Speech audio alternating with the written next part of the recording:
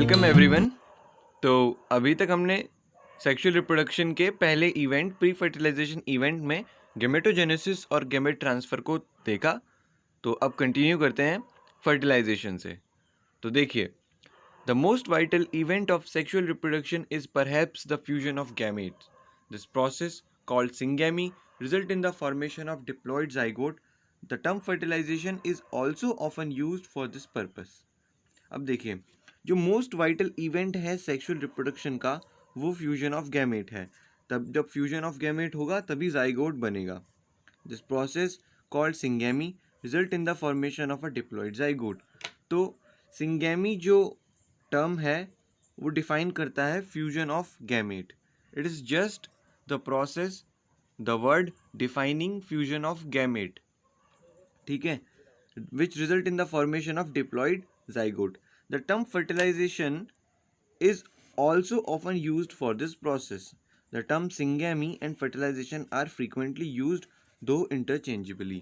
मतलब हम सिंगैमी और फर्टिलाइजेशन टर्म को इंटरचेंजेबली यूज़ करते हैं, बट मैं आपको बताता हूँ कि जो फर्टिलाइजेशन है वो पूरी प्रोसेस है कि मेल गैमेट का गैमेट ट्रांसफ़र के बाद ओवम के पास तक आना, और फिर जो जितनी भी प्रोसेस होती हैं आपने ह्यूमन रिप्रोडक्शन में आगे देखेंगे कि काफ़ी सारी कैपेसिटेशन होता है, एक्रोसोमल रिएक्शन होता है, वो आप आगे वाले नेक्स्ट चैप्टर में देखेंगे। उन सभी प्रोसेस को हम फर्टिलाइजेशन में इंक्लूड करते हैं, बट वो सिंगैमी नहीं है। सिंगैमी फर्टिलाइजेशन का एक पार्ट है जहाँ पर बस फ्यूजन ऑफ गैमेट, मतलब गैमेट्स का फ्यूजन हो रहा है डिप्लॉइड जाइगोट बनाने के लिए। तो चलिए आगे देखते हैं। However, it has to be mentioned here that in some organisms like rotifer, honeybees, and even some lizard and bird turkey, the female gamete undergoes development to form new organism without fertilization. This phenomena is called parthenogenesis. तो this is important from the exam point of view. अब आप examples देखिए, rotifers, honeybees, even some lizard and bird turkey. तो ये कुछ organism दिए हुए हैं, इसमें जो फीमेल गैमेट है, मतलब सेक्सुअल रिप्रोडक्शन में मेल गैमेट भी बनेगा और फीमेल गैमेट भी बनेगा। तो इन ऑर्गेनिज्म में जो फीमेल गैमेट है वो नया ऑर्गेनिज्म प्रोड्यूस करेगा विदाउट फर्टिलाइजेशन। इट मीन्स कि जो वो ऑर्गेनिज्म होने वाला है वो हैप्लॉइड ही होने वाला है, क्योंकि फीमेल गैमेट जो है वो हैप्लॉइड है और अब वो मेल गैमेट के साथ फ्यूज़ कर नहीं रहा, वो डायरेक्टली ही एक नए ऑर्गेनिज्म में डेवलप हो जा रहा है। तो उस प्रोसेस को हम कहते हैं पार्थेनोजेनेसिस। और जो भी इंडिविजुअल प्रोड्यूस होगा, जनरेट होगा पार्थोजेनेसिस के थ्रू, वो हैप्लॉइड होगा। तो चलिए मैं आपको यहाँ पर हनी बी का केस समझाता हूँ। देखिए, जो हनी बी है उसमें जो उसकी प्लॉइडी है 2n, उसमें 32 क्रोमोसोम्स हैं। तो अब देखिए, उसने फीमेल ने 2 गैमेट बनाए, एक ये और एक ये गैमेट हो गया, ठीक है। और आपको पता होना चाहिए कि जो मेल होता है उसकी प्लॉइडी होती है n, हैप्लॉइड होता है वो। तो वो कैसे बनाएगा, वो गैमेट बनाएगा सिंगल गैमेट, और वो भी माइटोसिस के थ्रू, वो बनाएगा माइटोसिस के थ्रू। और जो फीमेल है उसने बनाया मियोसिस के थ्रू। डन। तो हमने देखा था कि जो डिप्लॉयड ऑर्गेनिज्म होंगे वो गैमेट बनाएंगे मियोसिस के थ्रू, और जो हैप्लॉइड ऑर्गेनिज्म होंगे वो गैमेट बनाएंगे माइटोसिस के थ्रू। तो देखिए, अब जो ये फीमेल के 2 गैमेट बने और मेल का सिंगल गैमेट बना, तो ये जो फीमेल का ये वाला गैमेट है वो मेल के गैमेट से फ्यूज़ कर जाएगा, और फिर जो जाइगोट बनेगा वो जाइगोट होगा डिप्लॉइड 2n, और ये जो इंडिविजुअल बनेगा वो होगी फीमेल, क्योंकि फीमेल की ही प्लॉइडी डिप्लॉइड है in case of honey bee. But लेकिन ये देखिए, ये जो गैमेट था वो अनफर्टिलाइज्ड रहा, तो ये डायरेक्टली डेवलप कर जाएगा पार्थोजेनेसिस के थ्रू,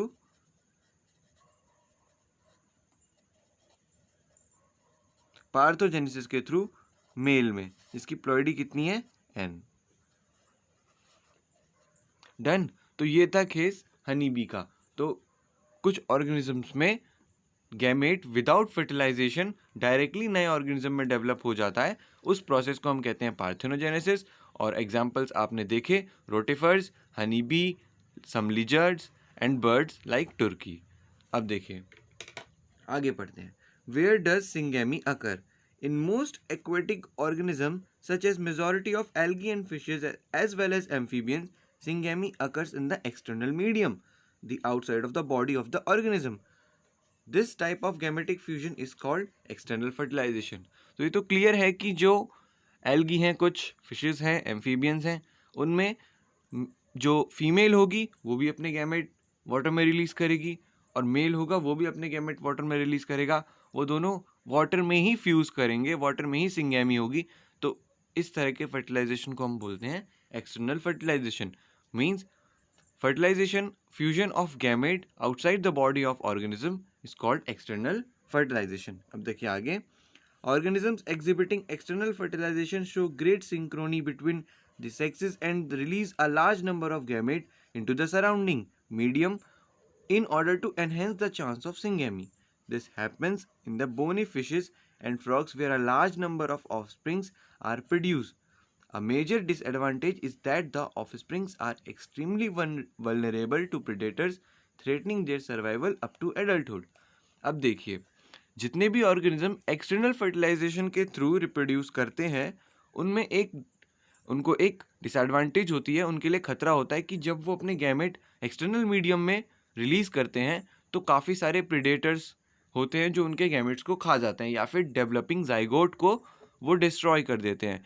और दूसरा क्या डेंजर होता है कि इन केस वो किसी पॉन्ड या लेक में उन्होंने, जैसे फ्रॉग है मान लीजिए, उसने अपने गैमेट रिलीज किए और जाइगोट बना और वहाँ पर डेसिकेशन के थ्रू, मतलब वहाँ पर वाटर की कमी होने की वजह से, ज़्यादा टेम्परेचर होने की वजह से वो उनकी डेथ भी हो सकती है। तो इस चीज़ को कंपनसेट करने के लिए वो क्या करते हैं कि नंबर ऑफ गैमेट को बहुत ज़्यादा इंक्रीज़ कर देते हैं, मतलब वो काफ़ी ज़्यादा थाउजेंड्स ऑफ गैमेट रिलीज़ करते हैं एक साथ, जिससे कि जो उनके जाइगोट है, उनकी जो आने वाली जनरेशन है, उसके सर्वाइवल के चांसेस बढ़ जाएं, प्रोबेबिलिटी ज़्यादा हो जाए कि जो सर्वाइव कर जाएंगे उनके जाइगोट।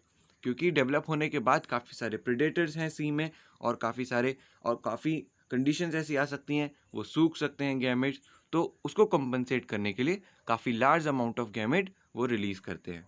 अब देखिए, in many terrestrial organisms belonging to fungi, higher animals such as reptiles, birds, mammals, and in a majority of plants like bryophyte, pteridophyte, gymnosperm, and angiosperm, syngamy occur inside in the body of organism. Hence, the process is called internal fertilization. Means fungi में, कुछ reptiles में, birds में और mammals में जो fertilisation होगा वो organism की बॉडी के अंदर होगा।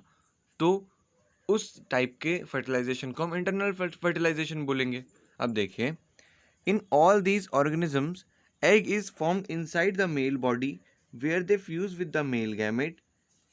In organisms exhibiting internal fertilization, the male gamete is motile and has to reach the egg in order to fuse with it. It means कि internal fertilization होने के बाद जो मेल गैमेट है वो फीमेल गैमेट से फ्यूज करेगा inside the female body. It means कि फीमेल बॉडी में एग रिलीज होगा, वहीं पर मेल जो है वो अपना गैमेट फीमेल बॉडी में रिलीज करेगा, वो फ्यूज करेगा और जाइगोट डेवलप होगा और नया ऑर्गेनिज्म डेवलप होगा। अब देखिए, in organism exhibiting internal fertilization the male gamete is motile, मतलब जो मोटाइल होगा वो मेल गैमेट ही होगा, क्योंकि जो ऑर्गेनिज्म डेवलप होगा वो फीमेल की बॉडी में डेवलप होगा, तो उसके लिए मेल गैमेट को फीमेल की बॉडी में आना होगा। In these, even though the number of sperm produced is very large, there is a significant reduction in the number of egg produced. In seed plants, however, the non-motile male gametes are carried to the female gamete by pollen tubes. अब देखिए, first case में external fertilisation के case में दोनों ही जो gamete थे उन्हें external medium में सरवाइव करना था, उन्हें एटमॉस्फेयर को टॉलरेट करना था, सरवाइव करना था। लेकिन इस केस में जो एग है वो फीमेल बॉडी के अंदर ही है, लेकिन इस बार मेल गैमेट को इस बार भी ट्रैवल करके जाना होगा एक्सटर्नल मीडियम में, तो उसके डिस्ट्रक्शन के चांसेस काफ़ी ज़्यादा हैं। तो फिर प्रोबेबिलिटी बढ़ाने के लिए कि फर्टिलाइजेशन को हम श्योर कर पाएँ, number of male gamete produce is very large, जिससे कि काफ़ी ज़्यादा अमाउंट में अगर वो डिस्ट्रॉय भी हो जाते हैं तो सफिशिएंट अमाउंट अवम तक, एग तक पहुंच सके जिससे फर्टिलाइजेशन हो।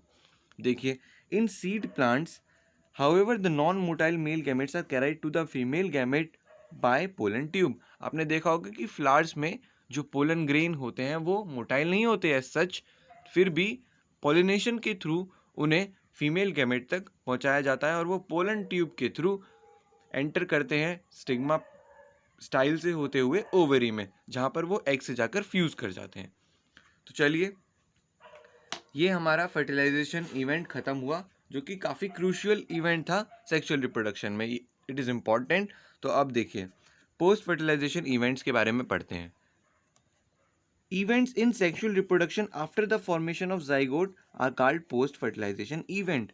मीन्स अब फर्टिलाइजेशन हो गया, अब जो भी प्रोसेस होगी आगे फर्टिलाइजेशन के बाद, उन सभी प्रोसेस को इंक्लूड करेंगे हम पोस्ट फर्टिलाइजेशन इवेंट में। अब देखिए, जो पहला पार्ट है इसका वो है जाइगोट, क्योंकि मेल और फीमेल गैमेट के फ्यूजन से क्या बनना है, zygote. Formation of diploid zygote is universal in all sexually reproducing organism. In organism with external fertilization, zygote is formed in the external medium, whereas in those exhibiting internal fertilization, zygote is formed inside the body of the organism. ये well understood है, हमने पढ़ा। अब देखिए, further development of the zygote depends on the type of life cycle of the organism has and the environment it is exposed to.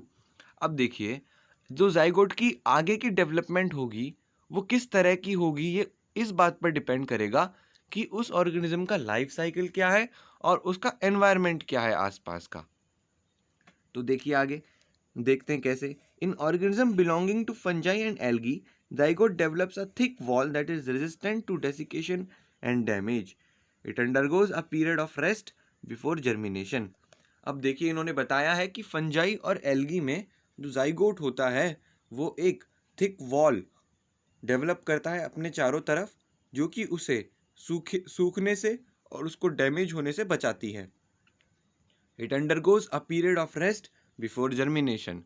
It means एक तरीके का ये स्पोर ही हो गया जो कि काफ़ी देर तक रेस्ट करेगा और फेवरेबल कंडीशन आने के बाद वो जर्मिनेट करेगा। बेसिकली हमने पढ़ा है कि फंजाई और एल्गी जो हैं वो एसेक्सुअल रिप्रोडक्शन के थ्रू ही प्रोपेगेट करती हैं मोस्टली, लेकिन जैसा कि हमने अमीबा के केस में देखा था, इसमें भी अगर एडवर्स कंडीशन आती हैं, अनफेवरेबल कंडीशन आती हैं, तो ये भी सेक्सुअल मोड ऑफ रिप्रोडक्शन को अडेप्ट करते हैं और उसके थ्रू ये जाइगोट डेवलप करते हैं और उसके चारों तरफ थिक वॉल डेवलप करते हैं, जो कि उन्हें डेसिकेशन और अनफेवरेबल कंडीशन को टॉलरेट करने में हेल्प करती है, जिससे कि वो उस पार्ट को, उस कंडीशन को पास आउट कर जाएं और उसके बाद वो फेवरेबल कंडीशन आने के बाद दोबारा से जर्मिनेट कर जाएं।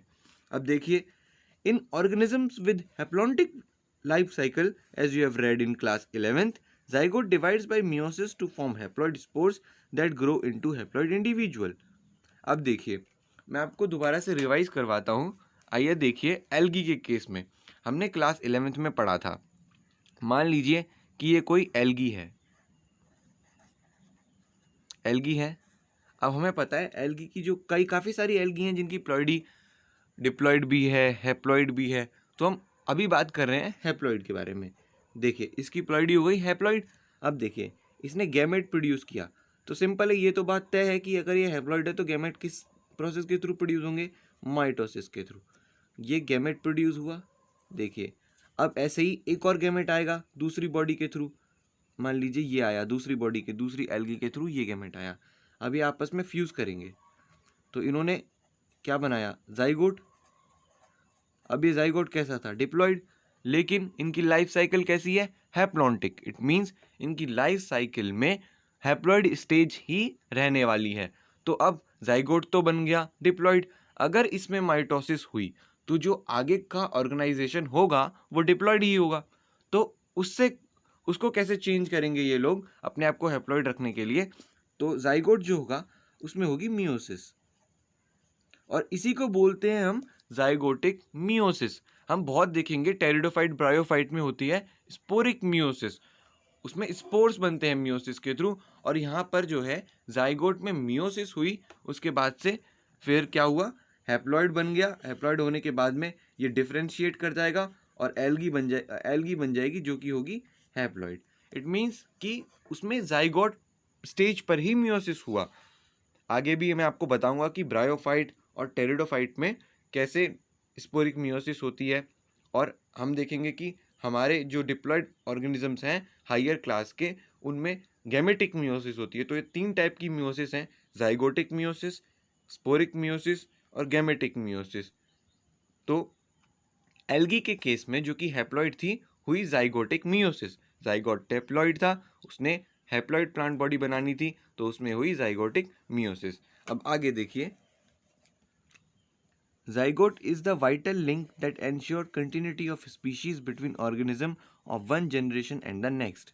तो ये तो तय रहा कि एक जनरेशन थी, उसने गैमेट प्रोड्यूस किए, और गैमेट के फ्यूजन होने के बाद जाइगोट बना, जो कि आगे की जनरेशन को डेवलप होगा, आगे की जनरेशन के रूप में डेवलप होगा। Every sexually reproducing organism including human being began life as a single cell, the zygote. कितना भी कॉम्प्लेक्स ऑर्गेनाइजेशन क्यों ना हो, उसकी स्टार्टिंग होगी एक सिंगल सेल जाइगोट से। तो आई होप जाइगोट आपको क्लियर होगा। एज सच ये कोई हार्ड नहीं था। अब चलिए एम्ब्रायोजेनेसिस, इट इज़ इम्पॉर्टेंट। देखिए एम्ब्रायोजेनेसिस को देखते हैं। Embryogenesis refers to the process of development of embryo from zygote. Embryo का फॉर्मेशन जाइगोट से होना एम्ब्रायोजेनेसिस, ठीक है। During embryogenesis zygote undergoes cell division and cell differentiation.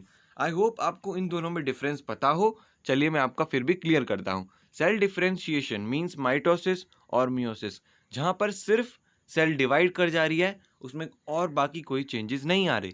Cell differentiation का मीन्स है कि जो डिवाइडेड सेल है वो एक पर्टिकुलर फंक्शन के लिए डिफरेंशिएट हो गई, मतलब उसका एक स्पेसिफिक फंक्शन हो गया कि अब वो यही फंक्शन करेगी। मान लीजिए कि प्लांट है, प्लांट की बॉडी का एक जाइगोट था, सेल था, वो डिवाइड करना शुरू हुआ। कुछ टाइम तक वो डिवाइड करेगा, और फिर उसके सेल अभी डिवाइड ही कर रहे हैं। देखिए मैं आपको दिखाता हूँ। मान लीजिए ये एक जाइगोट है, इसने डिवाइड करके बहुत सारे सेल बनाए, ठीक है। किसके थ्रू? सेल डिवीजन के थ्रू।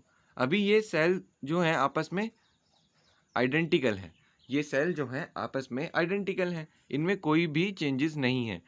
अब क्या होगा? अब होगा सेल डिफरेंशिएशन।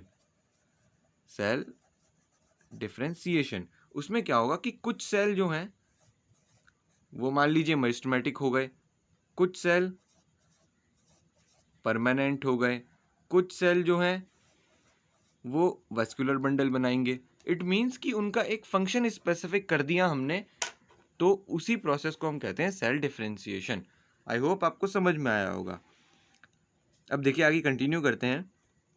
देखिए इन्होंने ये बताएंगे अब क्या क्या इन दोनों में difference. While cell division increase the number of cell in the developing embryo, cell differentiation help group of cell to undergo certain modification to form specialized tissue and organ to form an organism, ठीक है। You have studied about the process of cell division and differentiation in the previous classes. अब मैं आपको याद दिलाता हूँ, हमने पढ़ा है किसमें? एनाटॉमी में। एनाटॉमी में प्लांट और एनिमल की हमने पढ़ा है डिफरेंशिएशन और सेल डिवीजन को क्लियरली। अब देखिए आगे। Animals are categorized into oviparous and viviparous based on whether the development of zygote take place outside the body of the female parent और इनसाइड। मींस ओविपेरस और विविपेरस ये कैसे डिसाइड करेंगे? ये हम डिसाइड करेंगे कि जो जाइगोट का डेवलपमेंट है वो फीमेल बॉडी के अंदर हो रहा है या फीमेल बॉडी के बाहर हो रहा है। अगर अंदर हो रहा है डेवलपमेंट तो वो है विविपेरस, और अगर बाहर हो रहा है डेवलपमेंट तो वो हो गया ओविपेरस। अब देखिए, whether they lay fertilized unfertilized egg और give birth to young ones, मतलब क्या वो एग प्रोड्यूस कर रहे हैं या फिर वो एक ऑर्गेनिज्म को ही बर्थ दे रहे हैं, जन्म दे रहे हैं एक नए ऑर्गेनिज्म को जो कि आइडेंटिकल है। तो विविपेरस वो होंगे जो बच्चा देते हैं, और ओविपेरस वो होंगे जो अंडे देते हैं। अब आगे देखिए, in oviparous animals like reptiles and birds, the fertilized egg covered by the hard calcareous cell are laid in safe places in the environment. After a period of incubation, young ones hatches out. तो oviparous का case देखिए, वो egg देंगे जो कि कैल्शियस cell, calcium के compound से बने हुए होंगे, हार्ड स्ट्रक्चर होगा और वो उन्हें एक एनवायरनमेंट में एक सेफ जगह देंगे, उन्हें रख देंगे। और कुछ टाइम बाद जब जाइगोट जो है कम्प्लीटली डेवलप हो जाएगा एक ऑर्गेनिज्म में, तो वो ऑर्गेनिज्म जो है वो हैच आउट कर जाएगा एग से और वो बाहर आ जाएगा। On the other hand, in viviparous animals, majority of mammals including human beings, the zygote develop into a young one inside the body of female organism. तो हमें पता है विविपेरस में जाइगोट होगा वो एक पूरे यंग वन में फीमेल की बॉडी में ही as a foetus in the uterus develop होगा। After attaining a certain stage of growth, the young ones are delivered out of the body of the female organism. Because of proper embryonic care and protection, the chances of survival of young ones is greater in viviparous organism. अब देखिए कि जो oviparous हैं उनके egg, आपने देखा होगा कि काफ़ी सारे बर्ड के एग जो होते हैं उन्हें स्नेक खा लेते हैं, और भी बहुत सारे ऑर्गेनिज्म होते हैं जो काफ़ी सारे छोटे छोटे ऑर्गेनिज्म के एग पर फीड करते हैं। तो काफ़ी ज़्यादा डेंजर है, उनको काफ़ी ज़्यादा खतरा है कि उनके एग जो हैं वो नहीं बचेंगे। लेकिन इन केस ऑफ विविपेरस जो नया ऑर्गेनिज्म है वो डेवलप हो रहा है इनसाइड द फीमेल बॉडी, तो वहाँ पर उसके सर्वाइवल के चांस बहुत ज़्यादा हैं। अब आगे देखिए, in flowering plant the zygote is formed inside the ovule. After fertilisation the sepal petals and stamen of the flower wither and fall off. तो देखिए इससे पहले मैं आपको और इम्पोर्टेंट बात बताता हूँ कि जो बर्ड्स हैं, जो रेप्टाइल्स हैं, वो एग देते हैं जो कि किससे बने हुए होते हैं, उनका शेल कैल्शियम से मिलके बना हुआ होता है।